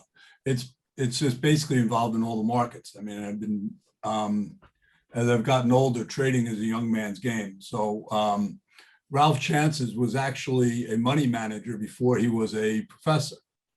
He managed some rich guy's money in New York. He probably lost it all and then became professor at Bates and beat up everybody because he was angry. He lost all the money. But it's been interesting. Like I said, I mean, if I have to follow the markets every day, which always changes, and the markets are really, really moving around in different ways than they drew it up 100 years ago. And the whole crypto thing is really fascinating. If you have any time to look at this stuff, it is really interesting. And the largest crypto mines are in China. The guys who actually are making all these coins that you read about and all these crazy names and everything. There's a hydro plant outside by the Three Gorges, and that's where they get all the electricity from. So it's going to be a giant geopolitical game, especially when China comes out with what they call the digital yuan. And basically what it means is that China will walk around, you'll be able to walk around China, and the only thing I sound like Trump, China. The only thing you'll be able to have is money on your cell phone. You won't have anything else. You'll only have money on your cell phone. And so whenever you go anywhere, you tap, you tap, you tap, you tap, you tap. And all that gets put on a distributed ledger, which is what blockchain is. And they'll know every transaction you make, from a Snickers bar to putting $100 on, the fifth horse in the sixth race. And if you put too many $100 on the fifth horse in the sixth race, they'll knock on your door. That's the end game that a lot of people are thinking. But the crypto thing is not going away. It's really fascinating, in my opinion. I don't know, right? It's the same guy who says the internet's not doing anything. Who knows? In my opinion, it's not going away. And China will be, in my opinion anyway, the first country to come out with what they call digital currency. And it'll be fun to watch. So what I do every day, to be honest, now I'm a little bit more in terms of overseer of traders and an overseer of, guys that sit there and stare at the screens and yell, buy, sell all day. As opposed to being the guy who's actually doing it. So, so, I mean, look, I mean, it's been a strange curve, but I've traded in New York, I've traded in London, I now, I've traded in Asia. So it's all three different markets and three different experiences that have been pretty interesting. But the young kids nowadays, it's a whole different game. I mean, these kids just sit there all day and they're all this quant stuff and the code writers and it's just a completely different game. So it's fascinating to watch, but it's like basketball in the 50s versus basketball now. It's just 3-pointers in a different game. These kids, it's no longer up 5%, it's up 5 times. It's fun to watch. If the kids nowadays, if they have any interest in this stuff, man, there's no better time to be alive. So interesting.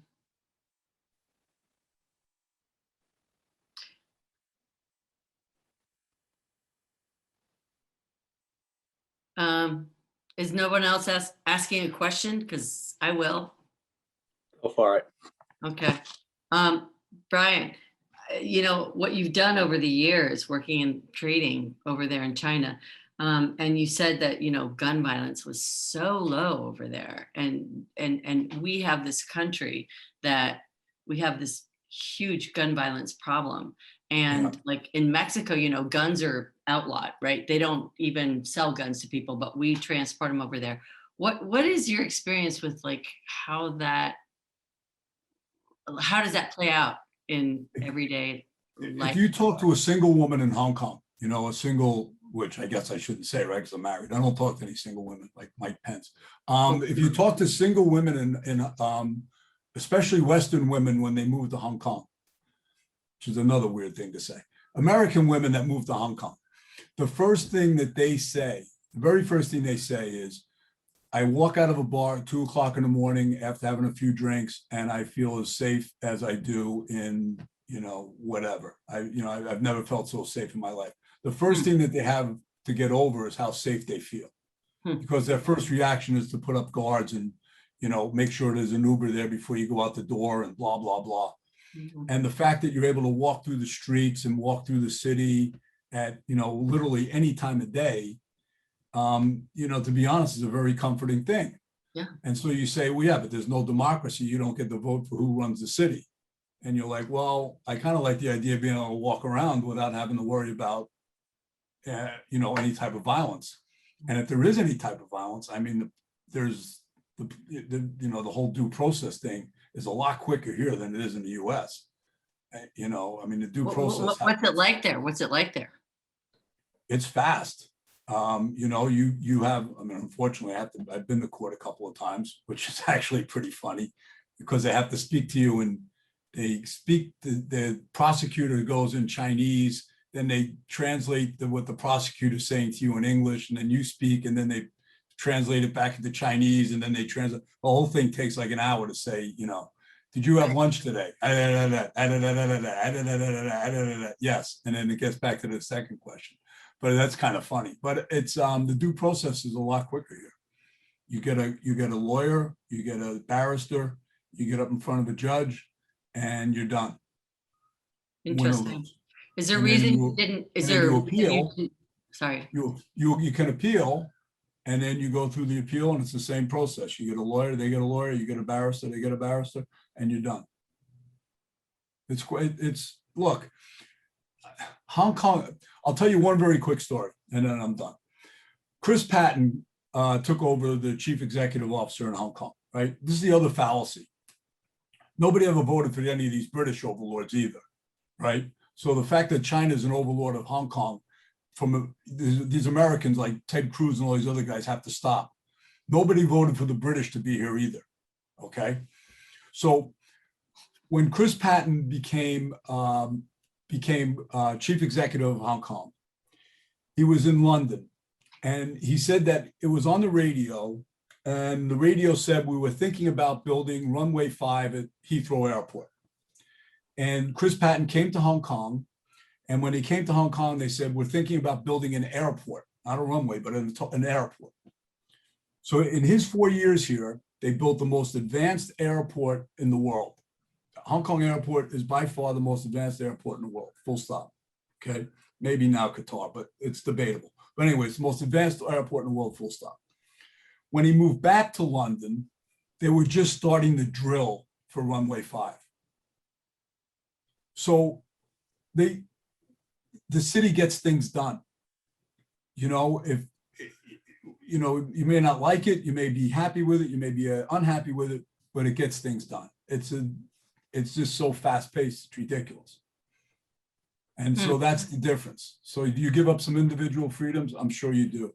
But the things that you gain, in my opinion anyway, have been, like I said, there's been one shooting since I've been here for 25 years. I'm sure there've been others, but I mean, it's literally, if there's a knife attack, it's a big deal. Wow. It's a very, very safe city.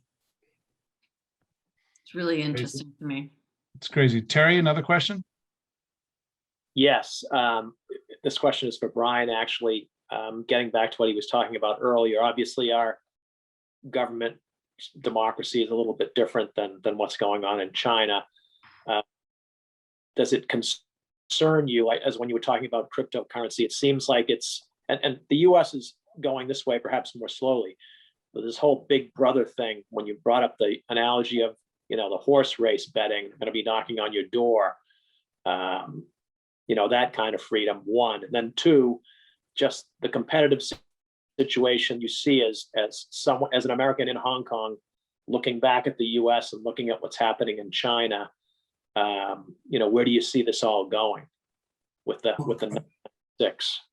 Okay, so a couple of anecdotal things, right? So that's the worry about, the tapping of the thing, right? That's the big thing going on in Macau right now, that, that you're not going to be able to gamble the way you used to in the past. That's conjecture, so it hasn't happened yet, so we don't know. But that's one of worries about it going that way. Now, having said that about tapping in casinos, Australia just yesterday banned using cash in casinos. Now, Australia is supposed to be one of the, democracies of the world, however you want to call it. And they've just banned cash in casinos. So they're going to know every trade you make or every bet you put on. So, we tend to criticize China for a lot of things that we're already doing in the West, I guess, for lack of better terminology. The other thing is that from a competitive point of view, authoritarian states get things done. And like I said, when I mentioned about Shenzhen being, 10 miles from Hong Kong, when I first came to Hong Kong in 1986, Shenzhen was a beat up, run down, middle-sized city. I mean, it just looked horrible. They sold trinkets, they sold transistors, they sold, all the nonsense that you would get in a McDonald's Happy Meal. That's the kind of stuff they were making and selling. And now it's become this giant financial city with its own stock exchange, and it's the Silicon Valley of China. So authoritarian countries can say, we're going to make X this, we're going to make Y that, we're going to make Z that, and they get it done. But as I said, it comes at some costs, and it comes at some individual freedoms. But when you sit down and look at it, you sit there and say, I'm not so sure these individual freedoms, are worth some of the problems that you wind up with. I mean, look, I'm not a big fan of China. I mean, the way they run things, but gosh, they get things done. It's amazing.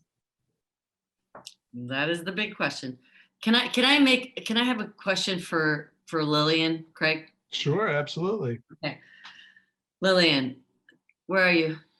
I'm trying to find you. Oh, I think Lillian left. Oh, Which okay, she might be on the first screen. I want to see her face.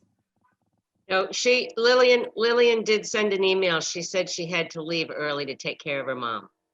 Oh, man. I'm sorry about that. Because I really, just for everybody else, I was just so fascinated with the way she started off her talk about the fact that she was the first class at Bates, former slaves, and that, first woman. I mean, there's so much about her story that I want to know more about. And she's just an incredible lady. I appreciated her presentation, let's just say. Absolutely. Yeah. Karen, I'll pipe in just for a second and say that as you were asking your question, I was just emailing her because she mentioned some things during her talk tonight that spoke to me as well. One in particular, she mentioned Peter Gomes, and he came to my town 20 years ago, and his speaking ability was such that about 18 years later, when I was asked to perform a wedding, I cribbed the guy. I literally stole his opening line because he was such a gifted orator. So yeah, she had a lot to say tonight, and I could have listened. I mean, frankly, all four of our speakers tonight were fabulous, and thanks an awful lot. But I think we could have heard more from all of you for quite a bit of time. But anyway, send a note to Lillian, because I just did. So anyway, thanks. Oh, that's really sweet to hear. I want to have everybody's email addresses so I can write to them afterwards.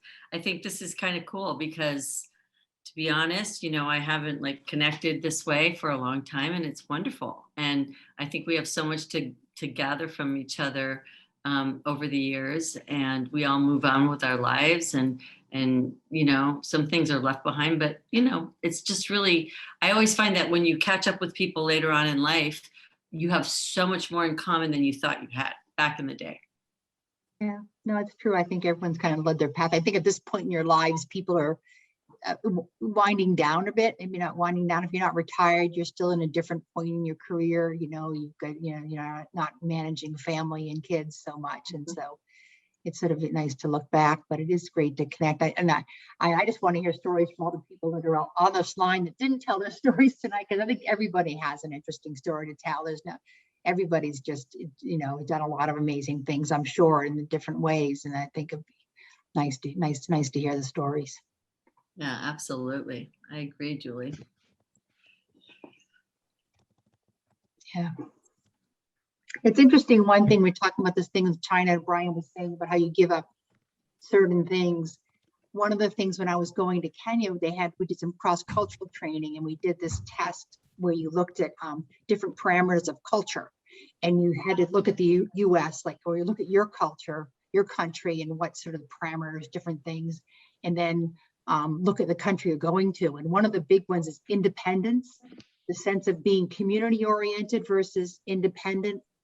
And the US is like off the charts on independent, like off the charts.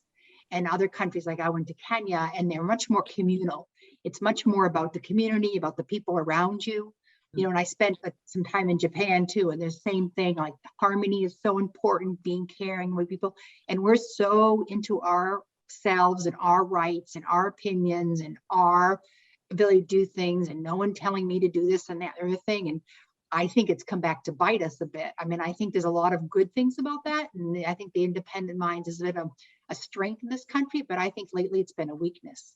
You know, I think I sort of see what, you know, Brian's saying, and it's an interesting balance. You know, there's more than one way to slice the meat, so to speak. You know, it's sort of, it's an interesting look at that. I think I really appreciate listening to Brian's point of view from where he's sitting. So, Well, but this thing with these cultures is very interesting to think about it. Just, you know, different cultures have put emphasis on different things. The other thing I would say in the 35-year difference, you know, again, you look at differences and from where you start to where you finish. One of the things that's interesting about 1986 versus 2021 in China, okay? These kids are really nationalistic, right? So the idea that, you know, you sit there and in 1986, they were very much, we want to be westernized. We want to wear Western this, we want to do Western that. We're, you know, we really want to be more like you guys kind of thing, right? Now, these kids are much, much, much more nationalistic. The one-child policy, so everybody I work with is one child, which is weird, right? So all the kids that I work with, none of them have brothers and sisters, right? And one of the things that they all talk about is, where did your parents spend the Cultural Revolution? Right? So one kid yesterday said, my father was really lucky he got to live in a cave, right? And so everybody talks about, you know, oh, my father was at Yunnan, my father was in this place, my father was in that. So the whole frame of reference, and I'm talking about kids being 35, 37, 38 years old. I'm not talking about 18-year-olds. So these kids are really interesting because of their life experiences. But the other thing is they're very, very nationalistic. So, you know, you sit there and you go, well, you know, I'm not sure that China should attack Uyghur cotton growers in, you know, in Western China. And then that's when they turn around and say, hey, you had slaves. Hey, you know, what about, hey, and they just go right down the line. And you sit there and go, whoa. The mindset from 1986 to now is gone from defensive to offensive. And you sit there and you say, you know what? I'm not sure they're wrong when they make those arguments. And they'll argue with you, and they'll be educated. And most of them have educated in Western schools, and they're not idiots, smart kids. But it's really interesting that the mindset from 1986 to, we want to be more Western. We want to take in Kentucky Fried Chicken. We want to take in McDonald's. We want to take in Budweiser, blah, blah, blah. Now it's, you know, hey, Huawei's better than Apple. Hey, you know,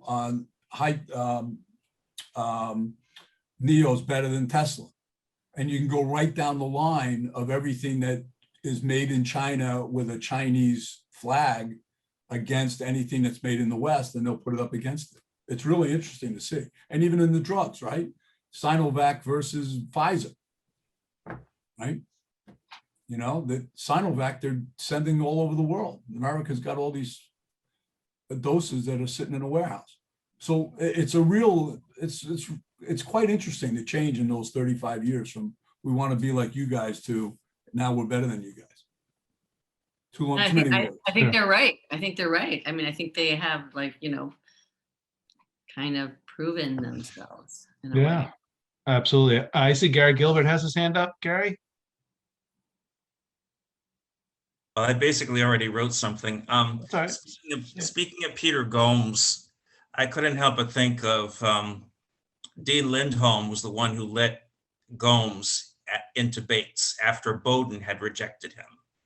And Bates took a chance on him, he would say. And he went to a school. Bates at the time had a really strong religion program, which it still has.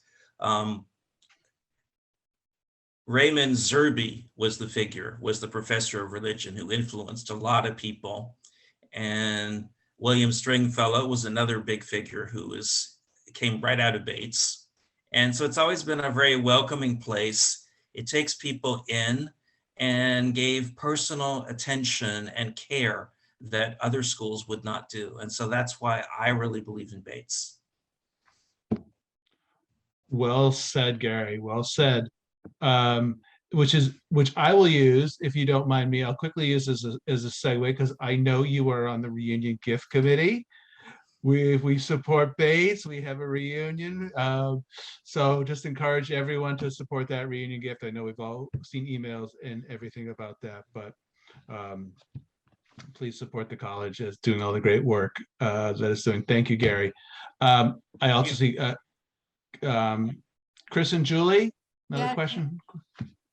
Brian, are you vaccinated? I just got my second dose on Sunday, Julie. Thank you for asking. Which vaccine did you get? I was the Pfizer BioNTech, but you have to understand it's distributed by Fosun Pharmaceuticals, so it's not. I'm assuming it's the same Pfizer that everybody else gets, but Fosun's got their fingers in the pie to make sure that that they get some money out of it. Fosun stock's gone from like 25 to 70 in about a week, so it's a Chinese distributor of an American German concoction. If that's, I don't know what the science behind it. I was just curious. I will say this: we have no cases in Hong Kong. Do you believe that? COVID. Do you believe that the virus started in Wuhan? Well, the story. Yeah. Okay. So the story is pretty interesting, actually. So the story is that it started in the Wuhan market from bats, right? That's the story that everybody's read. The second story was that there was a United States element involved, that they were testing these various chemicals or reactions or whatever science in China. So there's a lot of, if you go down a rabbit hole on the Ethernet, there's a lot of stories about there was US involvement. Did it escape from a lab? That was one of the things that was originally proposed by Trump and his speculators. There was no evidence of that, but there has been evidence that the US has been involved in various testing of various viruses in China. And the reason being is that there's 1.4 billion people and it's an easing testing zone. And so there is a lot of testing that goes on in China, in cosmetics, in cosmetic surgery, in a lot of different things that you normally, and the other thing is, one of the dirty secrets in China is organ harvesting. That when they shoot a convict or a guy who's committed a crime, that they use his organs. I've seen directly. So there's a lot of stuff that's gone on. Does anybody have any proof of this stuff? Obviously not. Is it conjecture? Obviously. The organ harvesting's not, but the testing of viruses and all these other things. I mean, there's an awful lot of stuff out there. I'm not sure you're ever going to get the real answer. Yeah, I do believe it came from a wet market. But like I said, that's what really people seriously believe. You couldn't create this in a lab, because these viruses, to be work in people, they have to form in people. I mean, the variants come out of being carried in people, and you can't make that in a test tube, because it probably wouldn't be able to survive in people. I think the belief is that it came out of the wet market maybe in like September, earlier time frame. It actually was circulating before that, and it wasn't until December that it really sort of got strong and surfaced itself. That it had, I think some people only think that it was around, and it takes a while. Whenever these things appear, it takes time to figure it out. So I think it's going to be a while before they really know and understand it. I think it just takes time for them to figure out the origins. So Yeah, but having said that though, we knew, I mean, in Hong Kong, we knew about the virus in November. Right? We knew about it here in November, and nobody said anything about it, and everybody denied it and all the other nonsense. But you said that the virus started in September? people think like that it was sort of present, like if it were out of the wet market, that it probably came in the earlier time, but it took time for it to sort of get into humans. Maybe there were different variants that came out that suddenly became stronger, so that before, and then people could have been having it, because the symptoms, if you have a case or two, you might not figure out it's something new. It took a while, I think, to be enough that people would say, hey, this is something different, than what it is. So I think it just took a while. And then it wasn't until December, I think those cases, like November, December, I think is when at first people started saying, hey, wait a minute, there's a lot of this condition, this happening and so forth. And that doctor in China that started to speak up in Wuhan. Yeah, because look, I mean, sadly Hong died. Kong, we went through SARS, right? And SARS Yeah. is basically the same virus. And so, Yeah. we knew about it. I mean, I'll give you an example. We had a pandemic portfolio put together in October. So this information was out there a lot earlier than I think than in other places. And then the other thing is, in Hong Kong, we wore masks right away. I mean, people wear masks in Hong Kong during normal periods. Yeah, it's And a culture. so- Asia, it's more of a cultural thing. Yeah, People it's more wear- of a- if you're a taxi driver in Hong Kong, you're going to wear a mask. Some of the all-stars that get in the back of the taxi, there's no way you're not going to wear a mask. And so, it went through Hong Kong really quickly with masks. Everybody had sanitizers, social distancing. They shut down the restaurants, everything. And we haven't had cases here for months. So whatever those guidelines, they worked. It's another thing. Why they didn't follow it in the United States is another question, because it worked here. Taiwan was another case like that. Oh, there was zero. Taiwan country. Yeah. Taiwan had 0 cases from the beginning, and they were laughing at people. And the argument was that Taiwan had some measures that they proposed to mainland China, but mainland China wouldn't accept them for political reasons. Yeah. But again, that's, whether that's propaganda, I don't know. But, because the Taiwanese get really, really angry about this stuff. You're right about that organ harvesting, because I used to work in a transplant program, a drug for transplant, and we don't run those in China for that reason. You don't run studies on transplant in China because you don't know where those organs are coming from and what's happening. So. Okay, so a philosophical question: is it wrong? The guy commits murder, he gets executed. Is it wrong to use his heart to save another life? I've heard worse stories than that about where they're coming from. So, Right. I think you just don't know is the answer.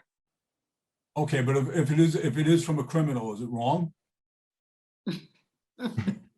I think depends what rights you think that criminal has. It's a I think this cultural is thing, where I we think. need Lillian. We need Lillian here to guide us. Maybe a topic for another Zoom call. I mean, to be honest, I don't know if it's Or wrong. perhaps to talk about, defendant rights, Right. criminal rights, and that sort of thing. Right. But Well, I agree. I'm absolutely fascinated. This conversation between you, Brian, and Julie, to me, is like the conversation we need to be having right now. We have someone who works at Pfizer. We have someone who's living in China who has seen on the ground what's going on there. And it's amazing to me that we have sort of botched this whole virus thing here in our country. And China may have been, the initiator of it all, or where it came from, but definitely handled it better. And is that because of the way that they mandate things and how people obey things versus us? Free country, people don't want I to think wear it's masks. cultural. I think it's I mean, like, cultural. what do you really think, Brian? Having lived there for so long, how do you think about culturally why people do what they do? Okay, so if you go to Wuhan, the actual city itself, it's just, I mean, it is really a depressing city. I mean, it makes Birmingham, Alabama look like New York. I mean, it's just depressing. And it's a real factory, 11 million, I think it's 15 million people, really depressing place. they locked down the entire city. I mean, the number of suicides that must have taken place that they kept under the rug, the number of mental health issues that they must have that they've swept under the rug, I just can't imagine. And the amount of, you know, I mean, they armed police walking up and down the street if you came out of your apartment and they just arrested you for, you know, you talk about losing all your civil rights, they just shut the whole thing down. So that was the real eye opener of how authoritarian something can be when there's a medical emergency. So that's the flip side of that. So did they handle it well? You know, it depends who you are.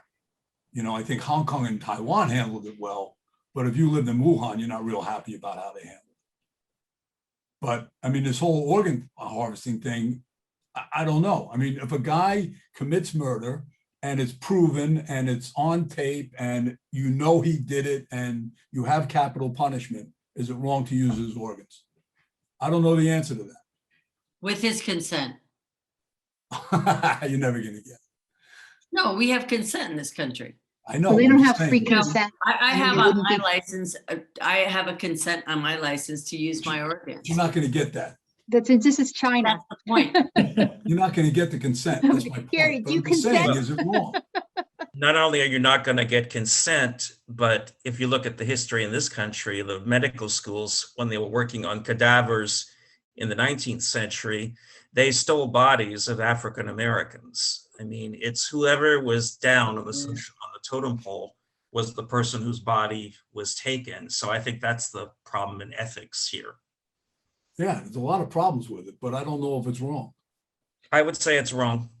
Without consent, it's wrong. Yeah, I would agree. Okay. Well, don't commit murder in China. Just don't do that and you'll be okay. These are big questions. Look, I mean, to be honest, it's kind of interesting to watch, but they're big questions. They are. Here's another thing. It's a little, I read like something else you said, Brian. You know, you talked about, you know, all your friends, they all have just, they're all only children. And I do a lot of work with China. We have a big China office in Wuhan, actually, which I was working with when they shut down. But one thing I've found is my colleagues who grew up with these one child, now they don't have that restriction, but they all have one child. Yeah. They've just kind of stuck with the one child thing. And they think, oh, it's too expensive. And then the reason they give is it's too much work, too expensive to have two children or too hard, or they're just used to this one child culture now. Well, the other problem with that is is up rather than down. So you're married, you have 3 kids, okay? Those 3 kids will take care of one set of parents. So all 3 will contribute a third, whether time, money, whatever number you want to put on it. The one child policy has forced one kid to support 2 parents, right? And so it goes the other way now, because what's happening is these kids say, I can't have another child because I've got one already and I'm supporting 2 parents. So I've got 3 expenditures going out the door here. So it feeds upon itself, the one child policy. And I totally get why you can only afford, I only have one child, right? And a lot of it is economics. It's expensive as hell out here. But the point being is that it's one person supporting 2 parents. So now you're married and there's 2 people supporting 4 people, right? And now all of a sudden the wife doesn't work for 9 months and it's one guy supporting 4 parents. And if you know anybody who's ever married a Chinese woman, you don't marry a Chinese woman, you marry a village. So now you're supporting 4 people, a couple of aunts, a couple of uncles, some other people that are stopping by. It adds up quick. So you can understand why they only have one child. I mean, this is no. My question is politically incorrect. It's unbelievable. I can't believe I'm saying No, my this question stuff. is though, why should Please why cut should the this out of onus? this conversation Sorry, here, Brian. because there's no way I want this recorded.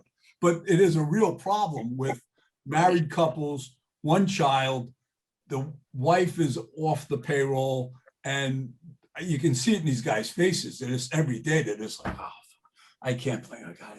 I got, you know, I got the uncle, I got the grandparents, I got the grandfather, I got the this, I got the that. I got that. It's just this giant boulder that you're carrying around. And the way Chinese culture is, you can't give up on your parents. you don't put them in a nursing home. Right? I mean, you don't do that. So you're really, I feel for some of these kids. They're stuck. Again, That's it's the so point, politically incorrect. Brian, is why is the onus only on one child? You know, So it's there is it's only not one child. because they There is make only it one that. child. That's my point. You had a one-child policy, right? So you Right. could only have one child. You know, when I So- was in the Congo, they said you need to have like 5 to 7 children, because then you'll have one that survives and lives and is there to take care of you, doesn't go off. You know, you lose some early on, some travel, some move away, and you get the gamble. One of those will stay around the village and take care of you when you get old. Yeah, so what happens if that one kid doesn't do well? Right. No. That one child, it doesn't matter if they don't do well. There's others. The point in China is, what if that one child doesn't do well? Yeah, that's my point. Then they're So- fucked. Yes. No, look, it's a real problem. And one of the, there's a guy who's a friend of my son's, one of the billionaires that you read about in the paper and everything. He's trying to build nursing homes. He owns nursing homes up and down he owns a ton of them in Virginia, by the way. He's trying to build nursing homes in China. And it's not an easy thing. Culturally. Nursing homes are a completely new concept. Yeah. It's going to be a huge business in 20 years. It'll probably be a phenomenal business because of, well, again, this one child policy. Kids, when they retire, what happens to them? It's a Hasn't real interesting the one child thing changed though, Brian, to be honest? Yeah, but as we were saying, as Julie said, they're still only having one child. Just out of habit? Well, because they can't afford it. They got to support their parents and a kid and a wife. Yeah. You know, you got to support a village. Financial. Interesting. It's not easy. So, No. Brian, does your son have Chinese friends? He doesn't have any white friends. He only has Chinese friends. Is he fluent in Mandarin or whatever? Yeah. It's kind of funny. So there's one story about one of his other billionaire kids that he hangs out with. He only hangs out with billionaires. And so the billionaire's kids. So one of the billionaire kids' mother says to him all the time, to her son in Mandarin, she says, "Who's the white kid? I've seen him around before. What's his name?" And so every time he steps up and says, "Mrs. Wang, it's Christian. I've been here 50 times already in Mandarin. I've been here 50 times already. Can you please remember my name and stop calling me the white kid?" And she says, all you whites look the same. Yeah, they do say that. Kind of racist, I would say. It's pretty funny. They do say that. China is a very racist place. Don't kid yourself. They're very, very racist. But it's I'm pretty, not kidding myself. it's pretty funny. So he gets that a lot. He has another guy who's a gazillionaire. Whenever he's out with his son, the father takes pictures of him and the son together. So my son goes, he goes to his friend, he goes, "Why does your dad always take pictures of us whenever we're out?" He goes, "He likes to tell people that his son has white friends." Wow. Brian, can I ask, I might have missed this, but is your wife in the same industry as you? No, my wife is she dines a lot, she socializes a lot. She's a lady of the house. Hold on, my doorbell's ringing. My wife's Danish, just to end this, so I don't have an Asian wife, just so anybody doesn't know that. She's involved in a startup. I shouldn't say anything bad about that. Is she in Hong Kong with you? Yeah. She's outside here somewhere. Okay. So no, she's from Copenhagen. So we have a very international household. Good.